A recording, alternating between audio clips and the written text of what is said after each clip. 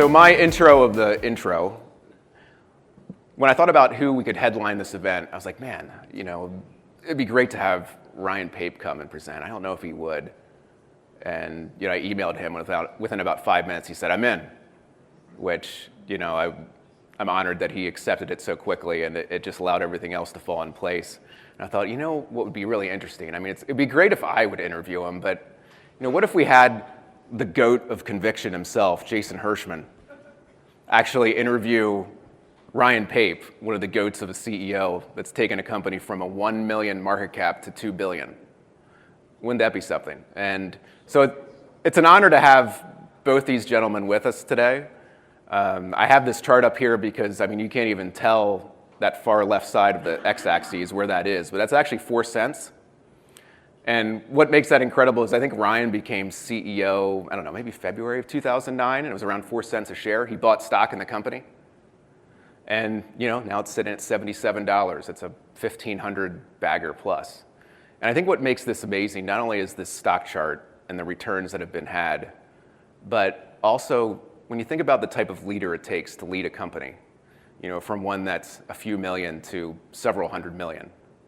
The type of leader it takes to take a company from a loss to earning 50, 60 million in earnings. The type of leader it takes to, really oversee a company from just a few employees to several hundred, and to go from a domestic business to international. There's so many different rabbit trails on this conversation. I think we could have probably had a full day of events just having Ryan here and peppering him with questions, but we're going to save him from that. And then also, I want to call out Jason Hirschman, who at a time in this company's past, which I forget when that was, maybe it was back in 2016, 2017, back when a lot of investors were running for the hills, he did the type of diligence that few others would do and bellied up to the bar and bought 5% of the company. And now he's reaping the benefits of him being right and holding.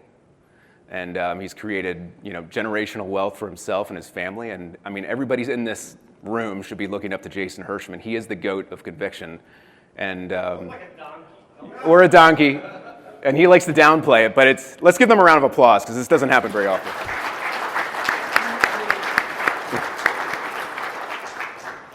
Well, it is my great honor to interview Ryan Pape, Chairman and CEO of XPEL Incorporated. For those who don't know, probably everybody in this room knows, but maybe some of the people on YouTube don't know, XPEL is a leading provider of surface protection, including its Ultimate Plus line of self-healing paint protection film for automobiles. XPEL is a familiar name to many MicroCapClub members and subscribers, with more than 86 pages of comments and analysis since Paul Andriola profiled it at 36 cents a share back in 2013. Ryan worked for XPEL from 2004 to 2008, rejoining in 2009 as CEO. Under his tenure, XPEL developed into one of the truly great business stories and stocks of the past 15 years. When Ryan became CEO, the share price hit 5 cents. Yesterday, it closed over $76. That is a CAGR of nearly 65% since Ryan became CEO, a 1,500 bagger. Now, before we get to our conversation, let me quickly share 4 slides which highlight this achievement. Okay, slide 1. XPEL's income statement from 2009 and the most recent quarterly statement from 2023. XPEL was on pace to do 100 times 2009's revenue this year. Okay, slide 2. XPEL's balance sheet from 2009 versus June 2023. Shareholder equity is 250 times larger today than the 575,000 reported in 2009. XPEL's market cap today is over $2 billion. Okay, slide 3. Every microcap investor should love this one. Only 7.3% dilution over 14 plus years. And finally, slide 4. XPEL's working capital end of 2009, $4,901. Remember, this is not a negative working capital kind of business. My fellow investors, this is what $4,901 looks like. I mean, it's not much. It's not much. It wasn't much. And I could have just dropped this on the floor of XPEL's headquarters in 2009 and doubled your working capital. We would have thanked you. and just to say, because I know it's a popular line out there, but let's just be honest. The large cap investor mind cannot comprehend this kind of growth. This is why we microcap investors do what we do, to find companies like this and hopefully hold them for the long term. So, okay, Ryan, first question.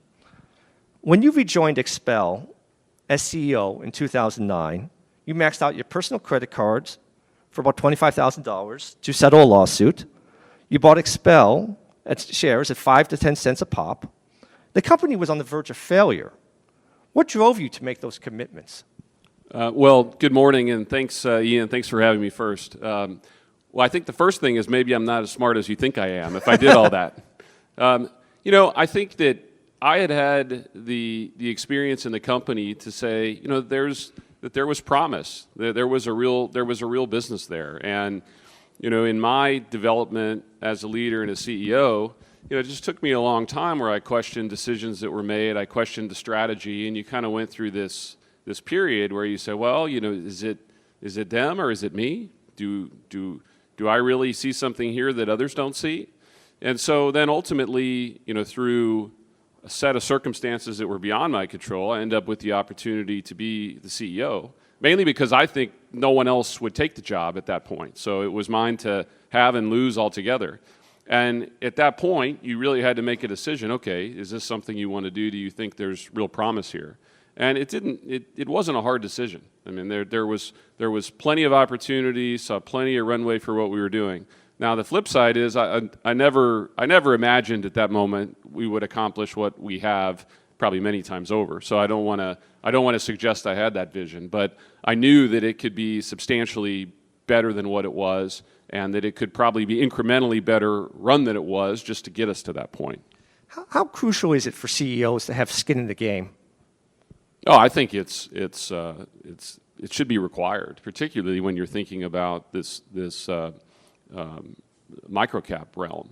For me, that was the way I would make almost all decisions, was looking at it, say, well, what is the best thing for the equity in the company that I own 2, 3, 4, 5 years out? I mean, that was the decision. And if you see the chart, 7% dilution over that 14 years, well, that's a reflection of that.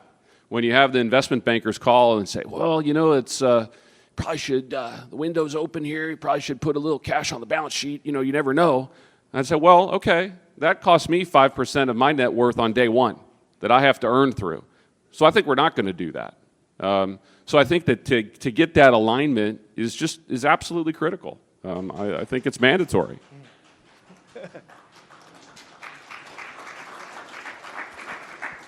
Okay, but let me just push back a little bit, because you have plenty of dedicated XPEL employees who don't have the kind of share ownership you have, but still have like skin in the game mentality without skin in the game ownership.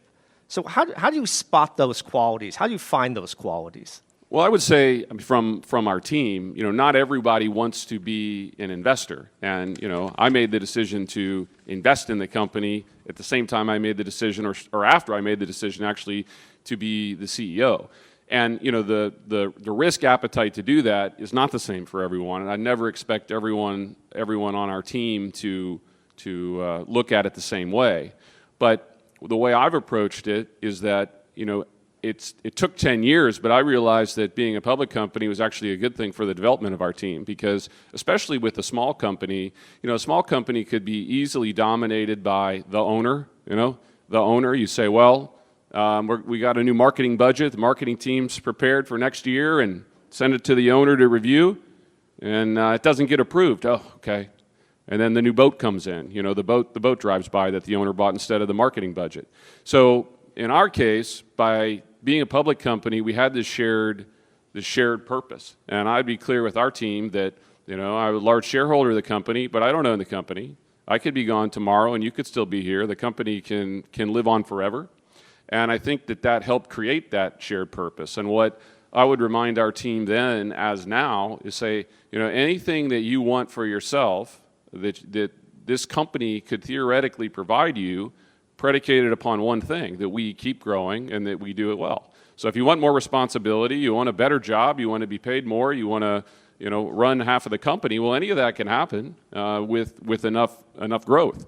So there's huge opportunity for all of them, even if they're not in it from an investor mindset. But I think that kind of thinking top down makes that possible.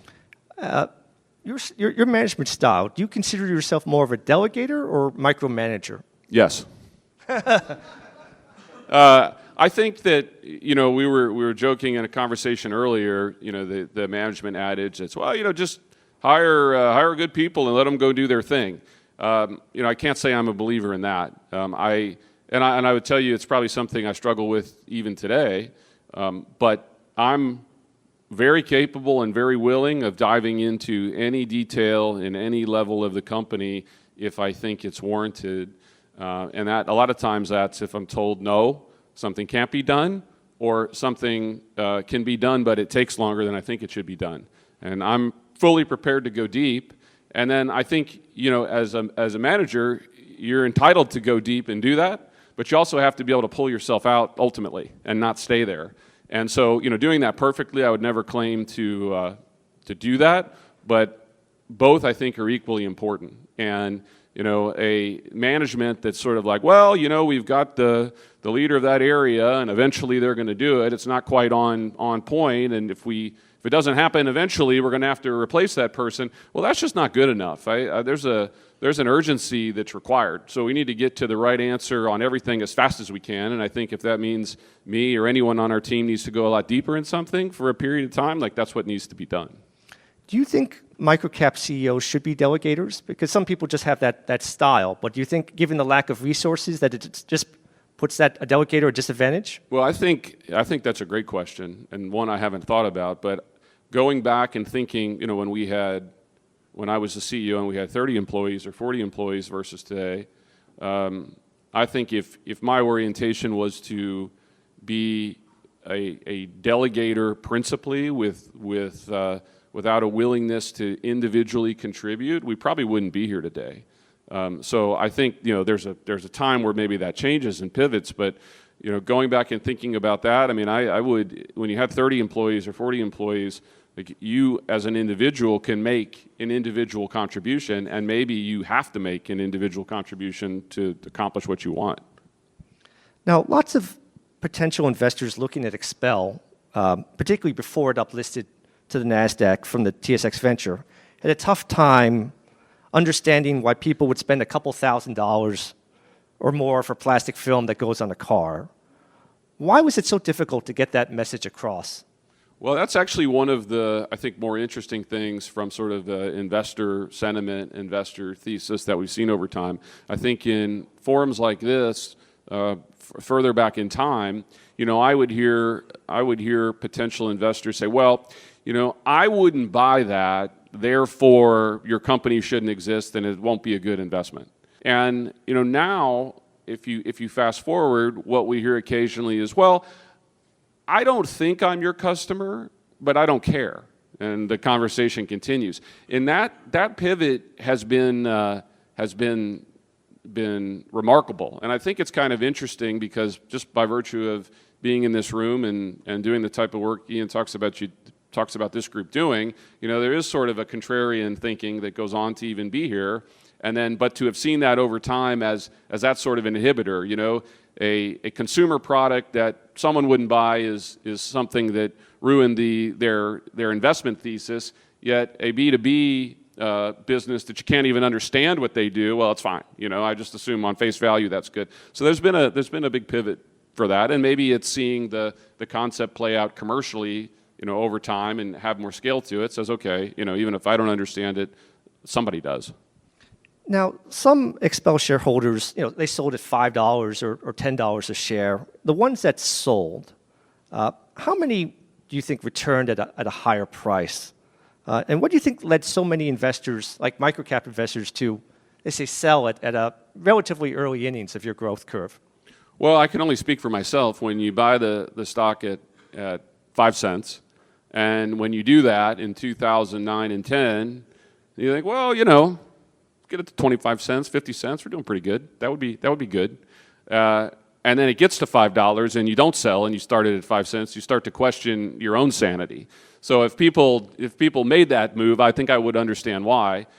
We've seen both. We've seen people in and out multiple times over life, and we've seen some that it ran its course. And I don't know there's any trend or any consistent theme as to who and why. Now, taking a company from less than $5 million in annual sales and less than $5 million in market cap to over $350 million in trailing 12-month sales and over $2 billion in market cap. Now, very few people have done a thing. Who were some of the mentors that helped you along this path? Or did you have mentors that helped you?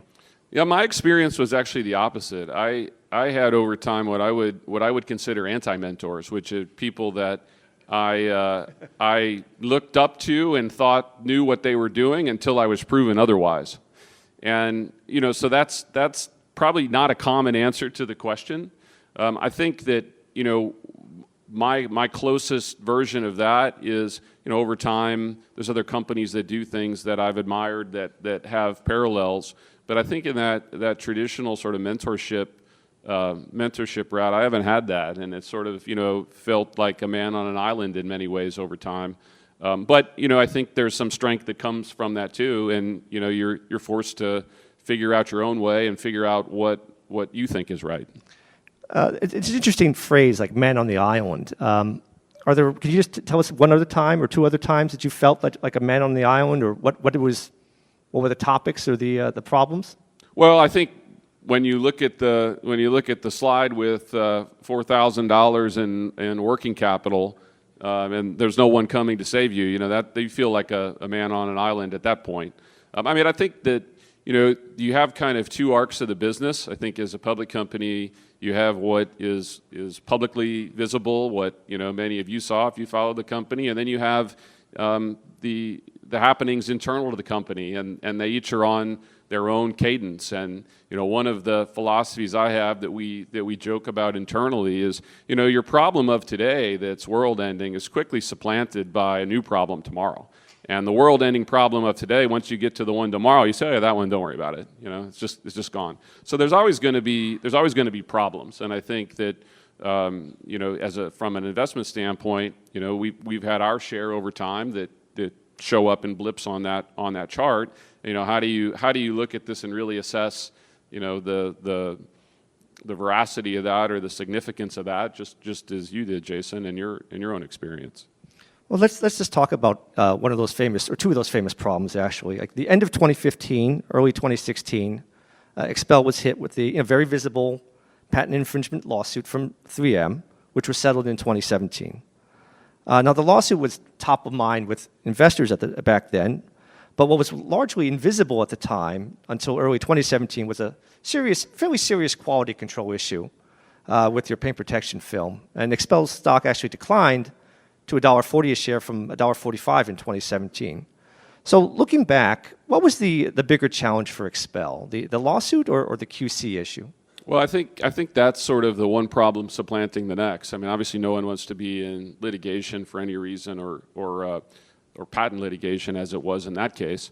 But then you have something with that obviously was visible. People knew about it. They could think about it, worry about it, try to understand that. And then maybe at the same time internally, you have something that's another maybe more acute problem that you're managing, but it's just not as it's not as visible and it's not as obvious. And I think that's trying to piece that together from the outside looking in. But I would in our case, if you've got a product quality issue, or maybe with which we didn't, but a more recent example is if you were caught up in supply chain shortages after COVID, that would have been a super acute problem. In our business, if we don't have product to sell today, tomorrow with our customer base, we have a real problem. Whereas when you're faced with something like the patent litigation, this is a very slow moving problem. That I think in our case that it was really overblown in terms of the response. I think it's pretty hard to name off the top of your head successful, profitable companies that went out of business because of patent litigation. I can't think of one. Yet the response that we saw at the time was this was the end days, and then you saw from an investor side, a real bifurcation at that moment. You had some that literally just ran from the hills and didn't think twice, right? This existential thing that couldn't be overcome. And then you had others that said, okay, let's dig into this, as Jason and others did, and came to dramatically different conclusions, and that was a super pivotal moment. But I think to contrast that against something like a product quality, where that's maybe not as obvious, not as visible, maybe could have been a larger problem if it had persisted, contrasted with something that was very visible, but maybe easier to sort of debunk that it mattered that much. So it's an interesting contrast for sure. Now, a lot of microcaps are hampered by lack of capital, but unlike lots of microcaps, XPEL only conducted a single raise at $1.40 during the 3M lawsuit. Haven't you been tempted to sell stock and raise a lot of capital, maybe at these prices? No, I haven't been tempted. I think that, I believe that having constraints on a business, makes it stronger. It's sort of like if you're growing tomato plants in your garden, you don't want to give them too much water. They need a little struggle to be their best. And I think the business is the same way. And one of the things that I've learned in seeing our team grow, and I don't think this is unique to us, and it's maybe not universally true, is that you lose leverage quickly. You lose the incremental return on the incremental person in an organization pretty fast. So you could have 30 people who are all extremely dedicated and committed who can individually contribute a massive amount. Well, the next 30, they don't bring you the same. So having constraints that say, well, we can't afford to overspend, or we can't afford to have a loss-leading strategy which says we're going to light a bunch of money on fire and then eventually make it up. I think there's an argument it can make the business better. And so in our case, the time where that capital would have been the most needed was probably from 2009, 10, 11, where we were basically bankrupt. If you look at the slides, that's where it was needed. But that discipline we had by really not having that option at that time. I mean, maybe we would have raised capital at that point because there was some level of desperation. But I think then as you get through that, the bar that you need to cross to say that that's warranted now or even in recent years is a lot higher. And it would certainly have changed that dilution number.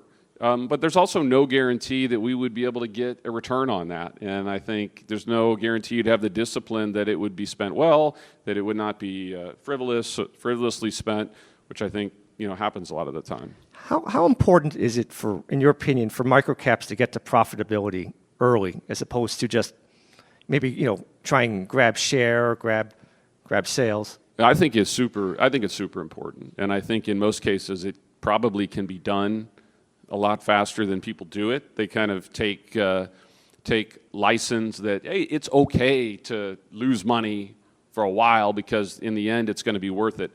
And we just never, we never had the ability to take that approach as the balance sheet shows. But I don't think it's required. I think that if you framed it differently and you put more constraints on the business and the spending, you might end up with a better business model as a result. In our case, we ended up with, in our product category, sort of the highest ASP in the business, and that remains today, in part because of the constraints and how we had to operate then. And so, not being willing to lose money longer, right, at maybe a lower selling price or a lower margin, now benefits us today, many times over that we didn't do that.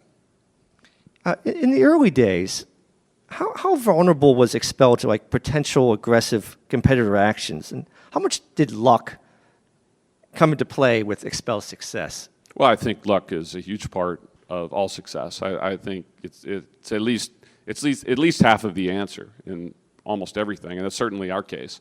I mean, you have you have decisions you take, which could be good or bad, and then those are compounded by what happens to you, the luck factor, and then you're in this cycle that repeats. But there's no question, part of our success is that we were the right company with the right brand, with the right product at the right time. There wasn't, we created a category, we were the niche that needed to be developed at the time. Yes, still had to execute, still had to do all the things that meant, but the flip side is someone else trying to replicate exactly what we did now is a lot harder because we already exist. Well, we didn't exist then, so that was probably the luck driving that. And yeah, we had to execute well, but it's at least half luck, I think, in almost anything. Certainly it is in our case. Ryan, how important is speed to like a microcap management team? Because I've always felt you had a little bit of that Ricky Bobby in Talladega Nights, I want to go fast in you. Well, I still want to go fast, and I think speed is incredibly important. We have this phrase that percolates through our company is no tomorrow, meaning just do it today. Don't wait till tomorrow. I didn't come up with it. It just happened, and then we've adopted it fully. And I still, if there's one thing that I'm not happy about, it's that we don't move fast enough. And I think it's over-analysis, it's fear of failure, and I think we could take 2 steps forward and 1 step back. That's still 1 step ahead. So that, you talked about the micromanagement aspect earlier. Well, a way to get me involved is to tell me it's going to take longer. So I think it's just super important. I can't, outside of being in some really highly regulated business, I can't imagine why that wouldn't be equally valuable to most businesses. The analysis paralysis or the analysis on decisions that are inconsequential, there's just no excuse for taking so long.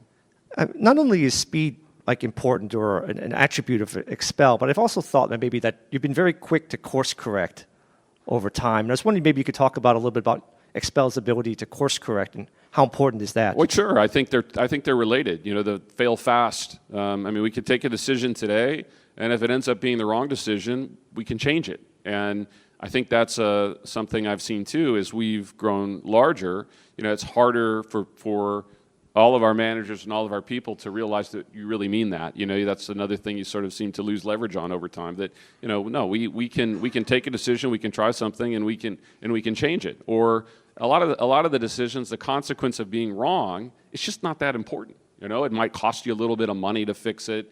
It might mean you have to do some cleanup on the other aisle to fix it. But the consequences are so low to being wrong in the decision that the inaction is far more detrimental.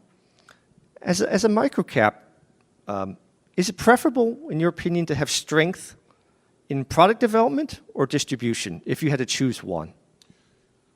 I don't know if I can answer that universally. I think in our case, we've believed for a long time that ultimately you're never going to survive and thrive on product differentiation alone or product technology alone. And there's very few things that I could name in life where you say, by any objective measure, this product is absolutely 10x better than its next best equivalent, over enough time, maybe for a year, maybe for 2. I can't name hardly any, and I think, most of the marketing in the world is spent to try and make that apparent because it's not otherwise.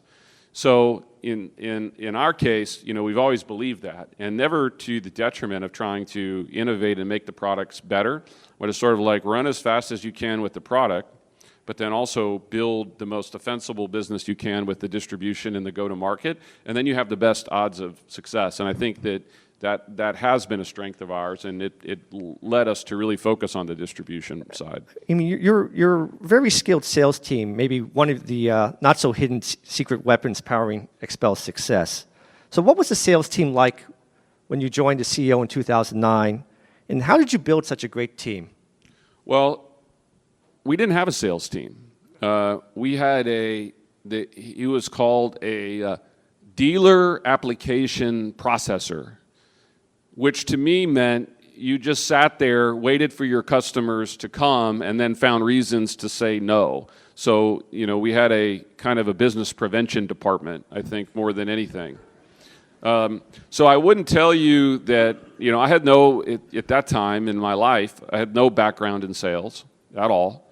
Never had a sales job, never aspired to have a sales job. But it wasn't rocket science to say maybe this isn't, the way we should do it. So, we went from that, and then we had hired two people. We took the U.S. and cut it in half, and those were our first two salespeople. And I think outside the U.S., I did a lot of it. I remember meeting with a distributor we had in South Africa at a trade show in Vegas, and we got to the end of the conversation and made our deal, whatever we were doing, and he said, "So, how long have you been in the customer service department of XPEL?" I said, "Well, I'm actually the CEO, but I am in the customer service department too." And then, over time, we grew it beyond that. But I think, in terms of our sales, we've tried to create as much alignment with the aligning of incentives, with our sales team is what we want. So, the model that we adopted and use still for the most part is, a geographic management model, and we're trying to grow the gross profit that geography generates each year. So if you got a little volume versus margin mix, a little bit of that's okay, but you got to get revenue growth in there either way. Now, many microcap companies, they don't have their own sales team. They sort of piggyback on the sales team of a sort of a large corporate partner. What do you think of that approach, and how would that have impacted XPEL? Well, one of our go-to-markets that we used more extensively, and that we still do now, because we can't be everywhere in the world at once, is through independent distribution, and it's a sort of necessary component of the business because we can't operate in every country in the world ourselves, even though we'd like to ultimately.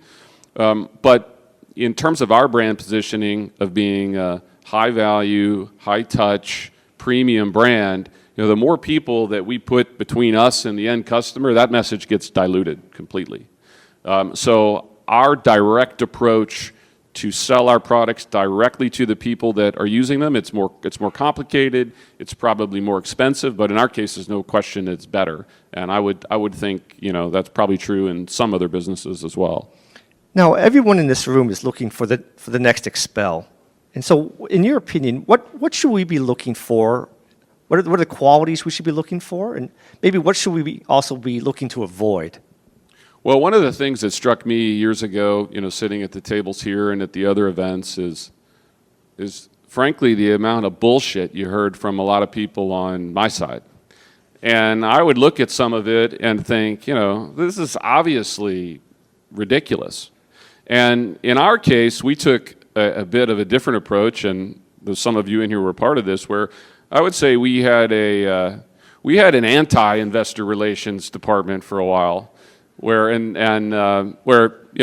basically didn't return calls. We didn't do anything. We put out 4 press releases a year with our earnings, which was required. But at the time, I looked at it and said, well, we have to show the performance. And all of these flowery press releases about relationships and what could be, that's good for 30 days, 60 days, a quarter. But after that, it's all just bull. It's just bull. And so, what I tried to project then and now as I'm talking to investors is to be pragmatic, realistic, acknowledge the strengths and weaknesses of the business, say things that I know we can do, not, pin my hopes on something that hasn't happened yet, and then, demonstrate that with good results and improving results and a way of managing the business that would appear to the outside to be prudent and responsible. And so I think there's probably something there. I mean, that's probably what everybody would want to say. But if you've got to use the sizzle of the PR machine in the future to justify your existence today, you should be on a pretty short leash. Now, these days, XPEL gives revenue and gross margin guidance. But at what point in the development cycle do you think a public company should give guidance? Well, I think that's a great question. I mean, overall, I'm more of the mindset that less guidance is better, even for us today. I think in our case, the only reason we've started to do that is because our internal budgeting and forecasting ability has improved to the point that I think we could be even reasonably accurate on it. So that kind of is more to show directionally where we're going and give a really high level, and then say, yeah, you know, if you can all do the math, if revenue can do this and margins can do this and operating expenses could go here, you know, you can calculate what that would mean to the bottom line. But all those things have to happen. But I think overall, I would probably advise to do less, not more, because I think it just sets up sort of false comparisons and sets up for disappointment and distraction. And looking at it on the inside, you know, some businesses are much more well suited for it. If you've got a big order backlog or your business is structured in a different way. In our case, you know, we earn our revenue every day, and most of our customers are ordering 1 to 3 times per month. There's no forecast. There's nothing else. So, you know, to have confidence looking out a quarter ahead or a year ahead, you know, there's nothing you have to go on other than your internal metrics and that's a pretty vulnerable place to be. So when you were a MicroCap, I'm sure, you know, investors did ask you, you know, can you give us some sense of how the next quarter is going, or what do you think is going to happen next year? How should one answer those? I think I said that I didn't know. Because we didn't. I think the discussion was probably more reframed to, well, here are the things that we're doing, and do you know, if you believe the things that we're doing are the right things, that will inevitably happen. But I think in that time, I think we were certainly silent on most of that. Now, I think many investors who were looking at the 4 slides I highlighted earlier would think that this company made shareholders the absolute top priority since day one. Do you consider that a fair statement? Well, I think so, but maybe I didn't do it for everyone else. Maybe I did it for myself. But I was a large shareholder and am a large shareholder, so that alignment kind of made that happen, right? Because it basically what I looked at it to say, well, what I want in the business should be the same as what the shareholders want. I want to see, you know, real value created here. I want to see the business much bigger and much more profitable. And so I think it was back to one of your original questions, it was that alignment of interest which made that the case. And I think that's probably why, particularly from the MicroCap side, why that insider ownership is important to create that alignment. What do you think is the biggest difference between Ryan Pape, CEO 2009, and Ryan Pape, CEO 2023? Oh, I think there are probably a lot of differences. I think I probably listen more now. I probably am maybe more humbled in some ways than I was then. But you know, I don't think a whole lot has changed beyond that. I kind of approach the day the same way. I kind of look at things the same way. The team's grown dramatically. So when you talk about this sort of micromanagement versus delegation, you know, that's obviously evolved. There were many things in 2009 that I did myself that I probably have nothing to do with today. But I think that happened in sort of a natural way. But I'm still rooted in that, where I'm willing to get involved. There's no job that I won't do in the company if it needs to get done to this day. And I think that that's important. And I think that means there's probably less that's changed rather than more. Well, I have some more questions, but I'd love to open it up to the audience. I'm sure some of the members have some questions.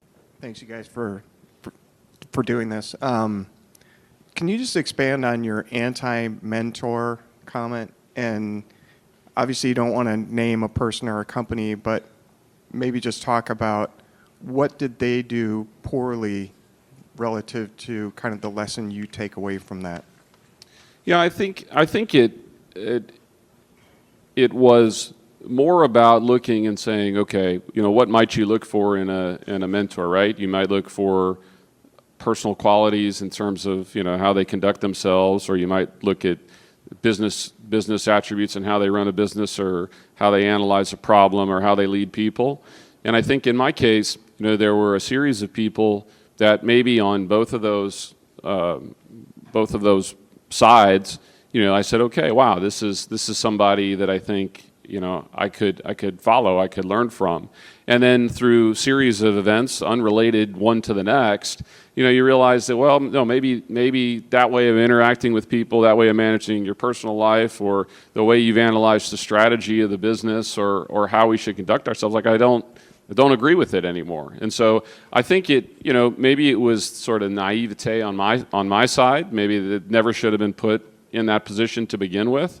But then when you after you saw that a couple times, it made me a little more skeptical each time, right? And it kind of said, well, let me kind of stick to what I believe, and in the next example I see, maybe I will, I'll be a little more cautious, maybe a little more cynical, right? Just in terms of, does this person really have all the answers, or really have that? And I wouldn't tell you that I think that's the best one can do. You run into many people that had the exact opposite experience, but that's just what happened to me. You mentioned that some things haven't changed from the Ryan Pape from 2009 to today in terms of kind of the structure going about your day. Just curious, what does that look like for you today in terms of, structuring of your day and your time? And do you do anything intentional or proactive in terms of your time management, or setting up your calendar, or what that structure of your day looks like, on a per day or per week or something like that?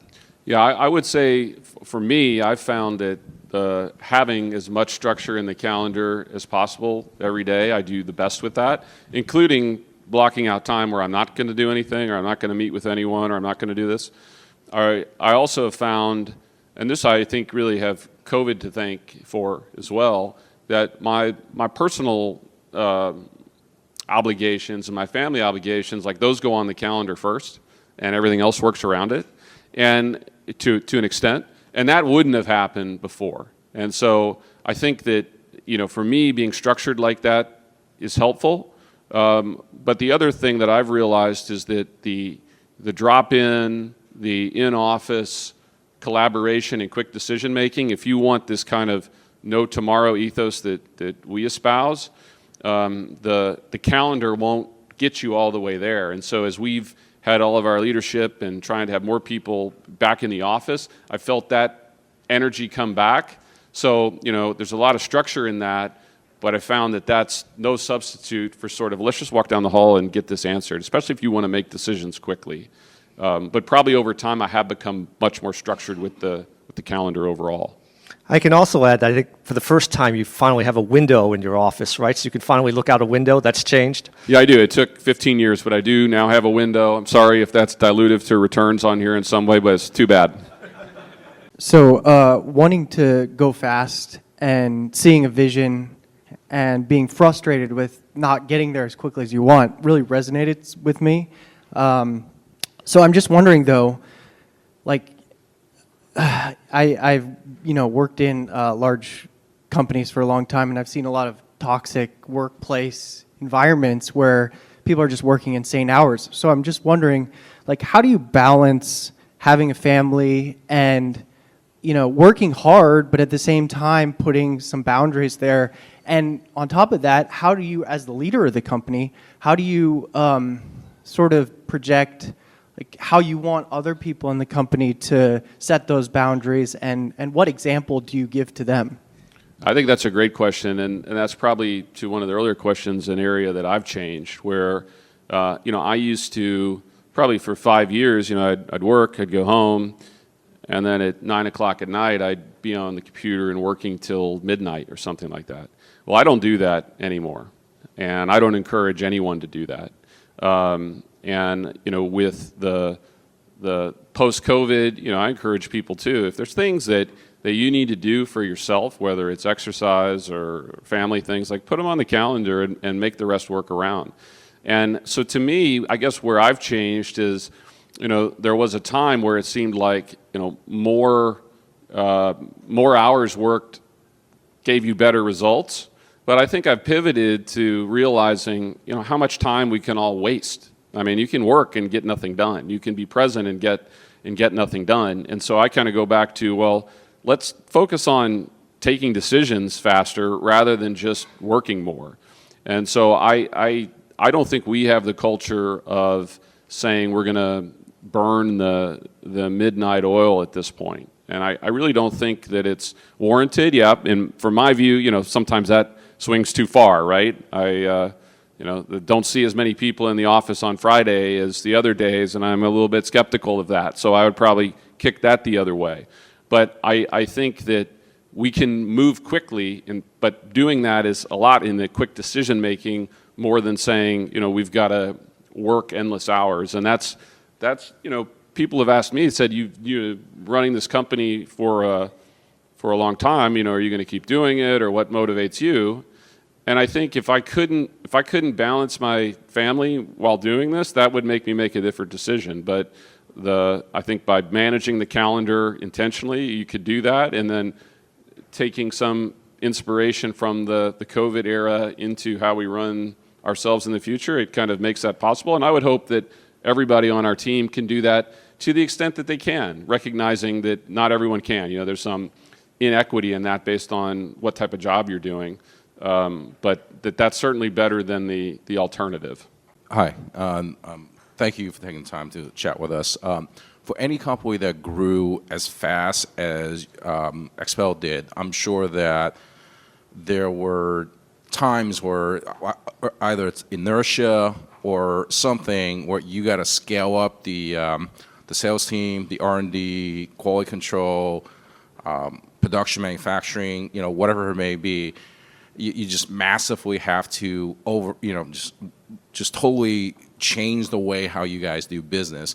Could you talk about some of the bigger challenges that you face in sales, manufacturing, quality, R&D, and some major categories that you experience, and what you did to overcome those, inertial challenges that you face?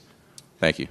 Yeah, no, I think it's a good question. I mean, we've probably gone through cycles in every functional area where, in that respective area, you felt like you were really behind the ball at some point and needed to do things quickly, or that, created, maybe that was a time where people were working harder, or the stress was higher or something like that. But I think, we've done that in some where it's been more incremental, and then we've had to do it in some cases where you have to move a lot faster and the stakes are a lot higher. I think in terms of our sales team, that's kind of just grown consistently over time. So I don't know that would fit the mold.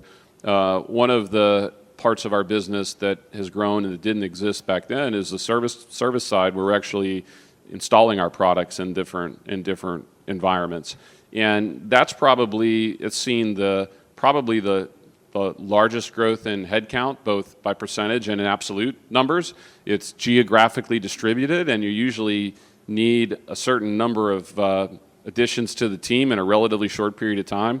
So that's probably been the most challenging area to scale, because you just need to move quickly. But there's trial and error and learnings in that over time. What type of people make the best additions there? Do we need to get ahead? And we've got sort of trainee programs where we bring people in and then can progress them up. But that's probably the area that we've seen the most of that, was trying to scale the service business, because you've got accounts, you've got business, whether it's some OEM, auto OEM relationships we have now, and you need people to do the work, and you need them by a certain time. Okay, I think that's all we have. Let's give them a round of applause. Thank you.